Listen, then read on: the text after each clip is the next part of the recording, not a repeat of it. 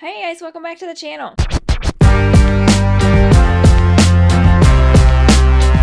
So today we are doing another week of the Fab Rundown, the weekly wrestling rundown where we recap everything that has happened over the last few days. And today we're going to start with some news that came out. We all knew that Karrion Kross's contract was going to be up soon. His and Scarlett's contract ended this past weekend, and there was hope that he would be re-signed. There was rumors that they did actually offer an extension. However, Scarlett and him appear to have said that they are no longer with the company. They were also moved to the alumni section on the WWE website. So it appears that, as far as we know, they are no longer with the company. Now, many people have been speculating, is this a work? Are they going to pop up somewhere? Or is this factual?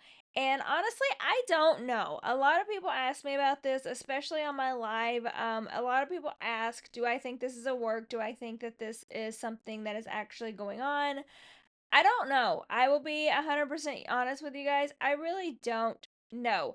But all I can say is I hope that it's a work, because I was really enjoying what Karrion and Scarlett were doing lately and the storylines that they were in. Now, I am not going to sit here and pretend that I am the biggest Karrion Kross fan in the world.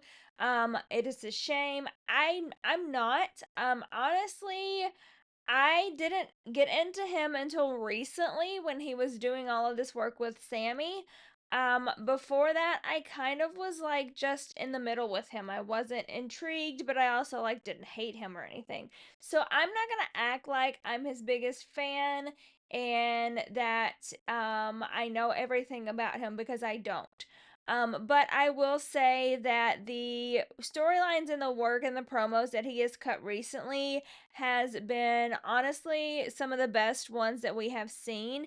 And so I'm really kind of disappointed if this is not a work, that we aren't going to get to fulfill those, because I feel like he was doing such a great job capturing the audience and the fans lately. Um, I have not watched his video on YouTube. I plan on watching it because a lot of people have said it's really, really good. So maybe I'll have a different opinion after I watch that. I don't know. But at this point in time, I don't know if it's a work. I don't know if it's actual, if it's true. They're not at WWE anymore. But either way, I honestly think it's kind of a fumble by WWE, because they did have so much momentum, so many fans on their side lately. And I think that they could have done some great things. But let's move on to SmackDown. So honestly, I'm gonna be 100% honest with you guys. SmackDown and Raw both this week to me were kind of dull. I didn't get into either one of them, and honestly, I was sitting here like making my notes, and I was thinking, did I watch SmackDown? What happened on SmackDown? So I looked it up, and then I was like, oh yeah, I actually watched that, but nothing was just super memorable to me. So we kicked off the show with John Cena and, of course, Logan Paul interrupted, which showed us that we are getting Logan and John at Clash of Paris, which is kind of random, but I'm not surprised because they were just teaming against each other.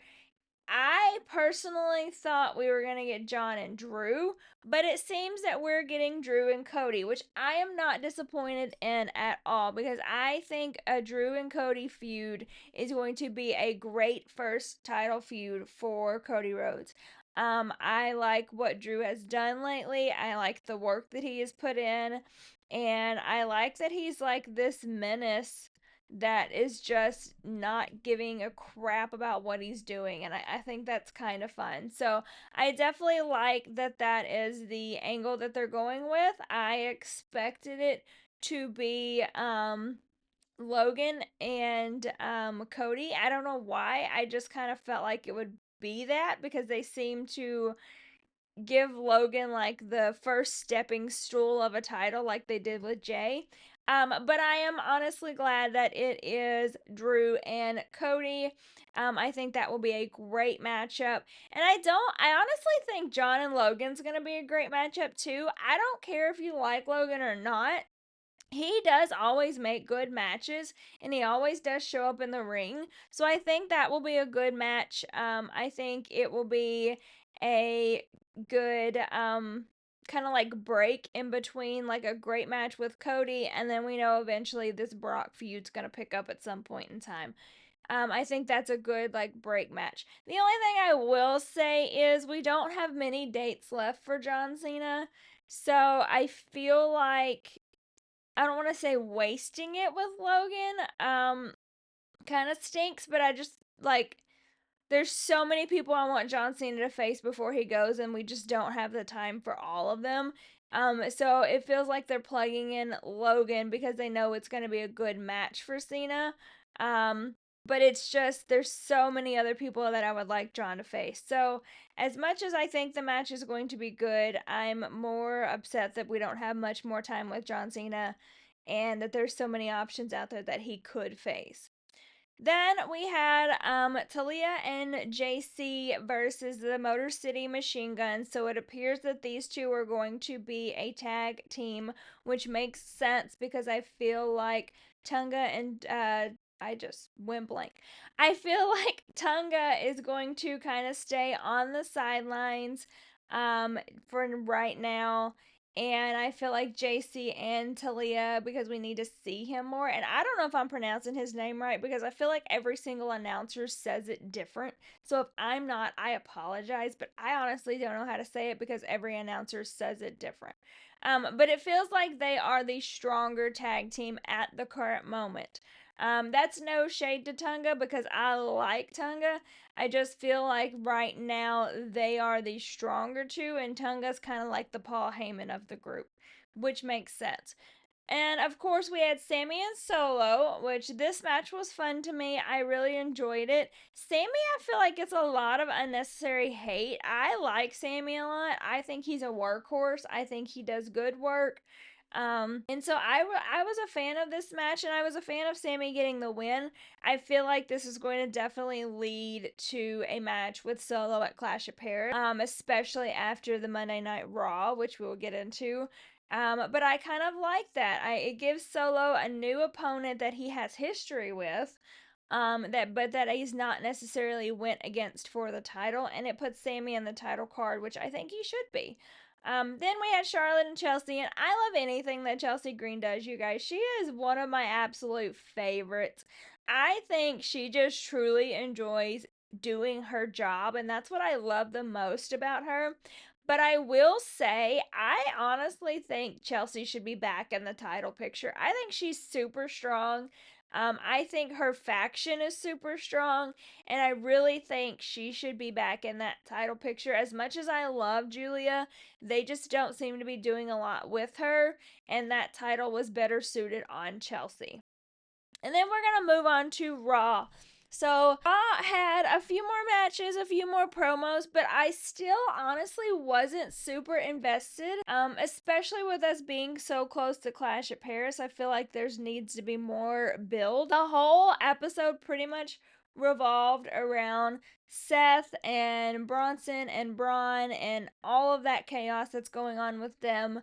And so it honestly was a little lackluster to me. Hopefully it picks up. But we're gonna start off with Dirty Dom and El Grande Americano versus AJ and Dragon Lee. And this match was really good. I enjoyed this match a lot. I still don't love the El Grande Americano thing that's going on. I would rather see Ludwig by himself. But it is what it is. It was a good match. Dirty Dom cheated to win like he always does. And come this Saturday, we're gonna have a double champion Dom because that's what it should be. Dom is a star, and I love that this man literally went from being booed so loud he couldn't speak to having cheers. Did you guys hear that crowd last night? Because I heard it. They were cheering so loud for Dom, and I love that. I think he is such a star. I think he really plays into everything that he is given, and he is great in the ring. So I have no problem with Dom being a double champion and continuing his IC run and doing the great things that he is doing. I love this, that he's really honestly owning this like Eddie Guerrero similarities with the, the little sneaky things that he does to win the boot, the metal plate. Like that is just bringing back how Eddie used to do in the ring, and I love that so much. So I am a huge Dom fan. I'm big on the Dom train, so I am ready to see him continue to excel and do great things. Then we had Sammy and Rusev, which this all stemmed from the Rusev and Sheamus brawl from last week where Sammy got in the middle and got hit. And honestly, like, listen, Sammy, I love you, but when two men like that are beefing, just stay out of it because you're going to get hit. Like, those are two big men. You're going to get hit. So just stay out of it. But, anyways, this was an overall good match until Solo and his family showed up, interfered, and DQ'd. And attacked Sammy, which is why I said earlier that I think Sammy and Solo will definitely be on the match card at Clash at Paris because Sammy is not going to let that go. And you know he wants that title shot. And so if he's not going to be in the world champion picture, how about Solo's picture? And then we had a big Bronson Reed promo, the Shula Fala tribal thief, cutting a promo basically calling Roman Reigns out. And to be honest with you guys, I definitely think we are going with the Bronson Roman picture for Clash at Paris. We know Roman is on the poster, so he's definitely going to be there. And I think it makes the most sense for him to face Bronson at this point in time. I do want to see him face Breaker in the future, but I think at this moment Bronson makes the most sense, and that's a good match for Bronson as well. Because we know Roman Reigns produces great matches. Plus, Roman's got to get them shoes back because I know those shoes are not cheap at all. So Roman's got to get his shoes back. He's going to fight Big Bronson, and we're going to see how that goes. Then we had Io and Roxanne. We know that Io was supposed to fight Naomi, however, Naomi was not medically cleared. I do not know what's going on with her. I hope that it is a minor injury. She has done such a good job in this heel run, such a good job in her title run so far, and I definitely don't want anything to interfere with that. So I am hoping that Naomi has just a little minor injury. That way she can continue to dominate like she has been. But Io and Roxy was another good match. I am so impressed with Roxanne, you guys. And I usually when you're called up to the main roster, you need some time to adjust and settle in. But she has just nailed every single match that she has been in, and she just flows and fits so well with all of these women. And I am highly impressed with her. She still needs to stay away from Dom because that's Liv's man. But I'm very impressed with her in the ring.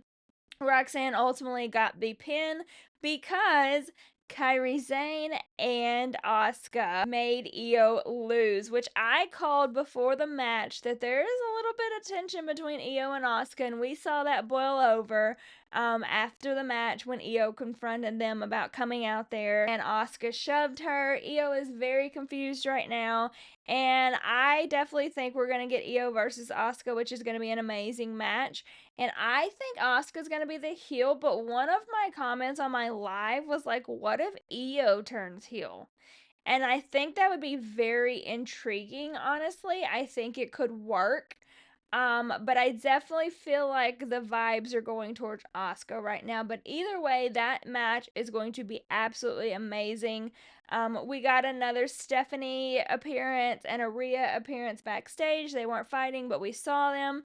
And I feel like we're heading towards that direction too. I think eventually we're going to get Stephanie and Rhea, which again is going to be an insane match because these women are killing it.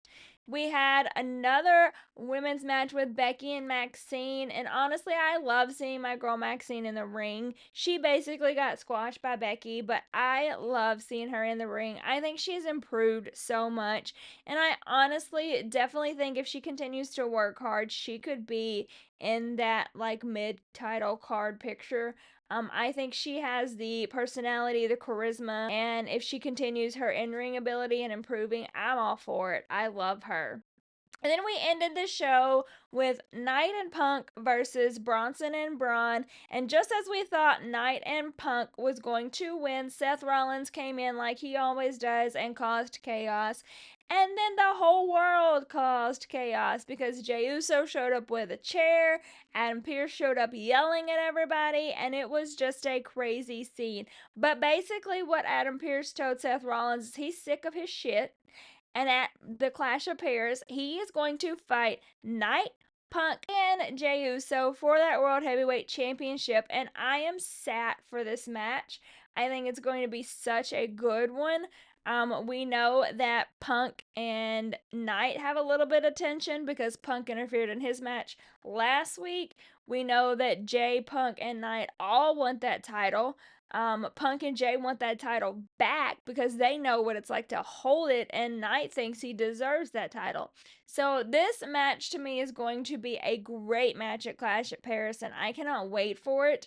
But I definitely think we have a couple weeks left to really build this. We already saw the tension boil over with Knight and Punk, and then Jey caught a stray in it, and then Seth Rollins and his group left them all lying on the mat again. So I definitely think this is the most exciting thing we have going into Clash at Paris, and I'm ready for it. I hope that it is a good show.